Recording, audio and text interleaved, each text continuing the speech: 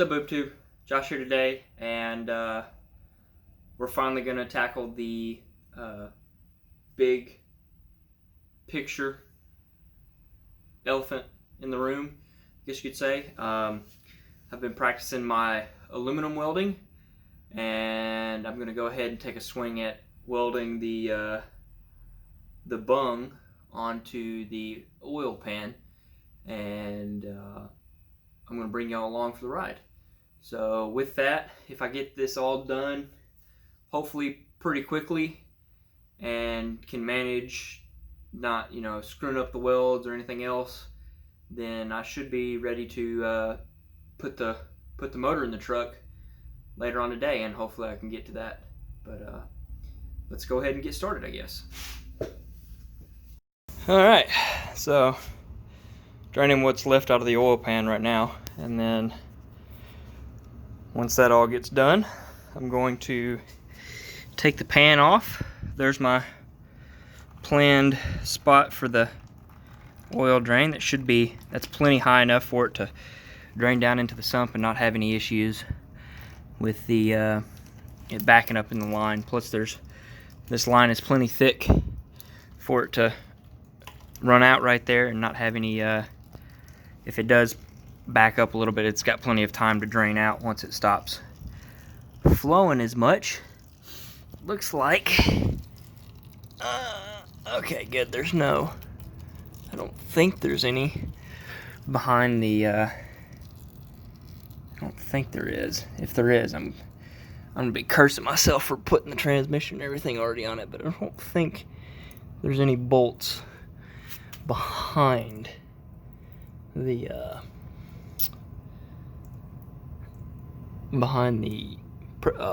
whatever the hell that thing is called for, not a flywheel, but whatever it's called for automatics, flex plate. So I don't think there's any oil behind the, oil pan bolts behind the flex plate, but we'll see as I get to that point. Alright, I'm gonna put the phone down and hit all these 10 millimeters and knock this out and see what the oil pan has. Hopefully there's no chunks or anything in it, because I haven't ever had it off. So let's go ahead and get started.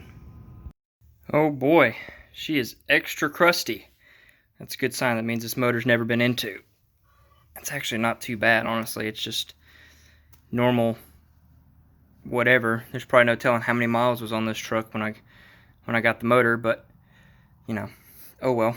Gonna reuse the gasket that's on it. I'll probably put some splooge in a couple spots where it looks like it might need it, just to keep it from pushing out in some areas. But other than that,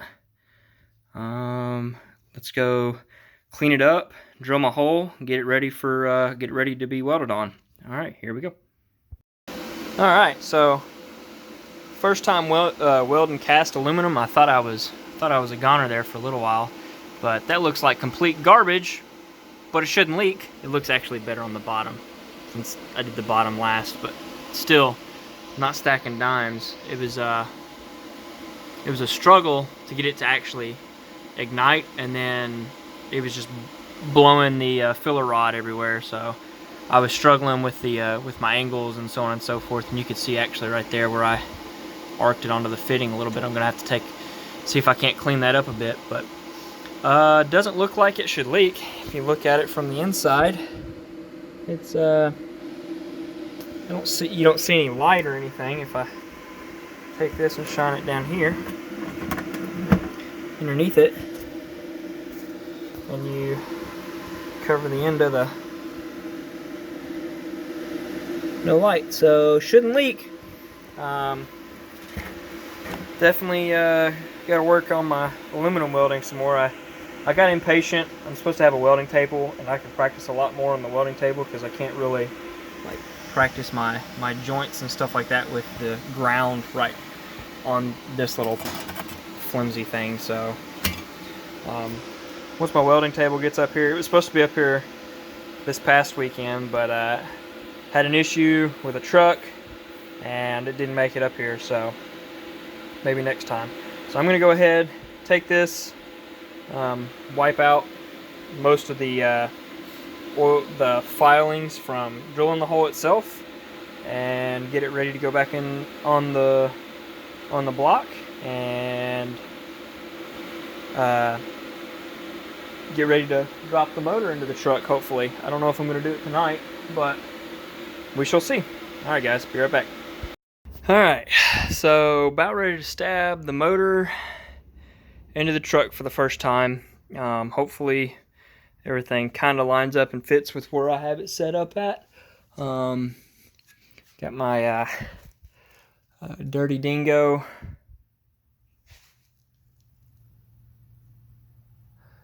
motor mounts all mounted up, and they're torqued down.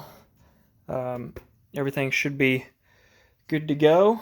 Hopefully everything fits. Alright, I'm gonna stab this thing in here, do a test fit, and then come back and show you what's up. Well, boob tube, I got the motor in the truck. That was a lot harder than I thought it was going to be. I'll give you a little walk around of everything that I had to do before I actually show you it in the truck. So I don't know if you're going to be able to see because it's dark, but I ended up having to take the transmission cross member out. I was hoping the trans would fit up and over and fit in between that and the tunnel and everything. Well, where that was located for a turbo 350, it hit on the trans mount on the 4L80E, and while it was hitting that, it was also hitting the top of the transmission tunnel. So I had to remove this before it could move backwards enough for it to sit onto the motor mounts. And this was not easy to remove, but it's out. And now I'm waiting on a turbo 400 transmission mount, because supposedly they mount up the same, and I can use the existing bolt holes on this so that I know that it's straight left and right and not have to worry about pinion angles and so on and so forth. And it also looks like it's going to line up with existing bolt holes that are in the frame rail. So it was on the forward ones, you can actually see where it was, and now it's going to be on the back ones, hopefully. And everything will just line up and bolt in, which would be amazing, which is kind of what it's supposed to do, since the 4L80E is just a turbo 400 with a 700 or 700R4 or whatever they are, with an overdrive. So pretty much done for the night. I'm wore out. I gotta go take a shower because now I've got rust and shit in my eyes and all in my hair. Oh. But the motor's in the truck. Yay! And it actually looks really good. I am going to have to take the evaporator out. I was hoping I was going to be able to bypass it and run it down there and it was going to fit, but it's going to run straight into it. So I'm not running AC anyway, so I might as well just pull this thing out and get a replacement blower that gets rid of this big bulky thing, and it has like a diversion that goes straight to the firewall for trucks that came with no AC option.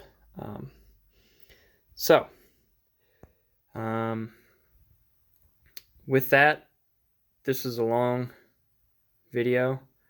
Not sure if I'm going to show all the welding and stuff in it, because it was just a lot of me yelling and booger welding, and hopefully it doesn't leak. And then once I got it down there, it's kind of in a bad spot, but oh well. I didn't want to test fit the engine because I knew how much of a pain in the butt it was going to be to get in without having that already on there. So it's alright. If I need to, I can make up a longer AN line, and I can make it out of stainless instead of the whatever this is. It's like polyurethane or something, or some sort of nylon weave or something, and it should work. That should work, but it might be rubbing on stuff, which, I mean, shouldn't really matter anyways. But so that's that. Yeah, so hopefully in the next video I'll have the transmission mounted and I'll have the old exhaust out, and I'll start building the new exhaust crossover underneath the truck. So until next time, guys, deuces.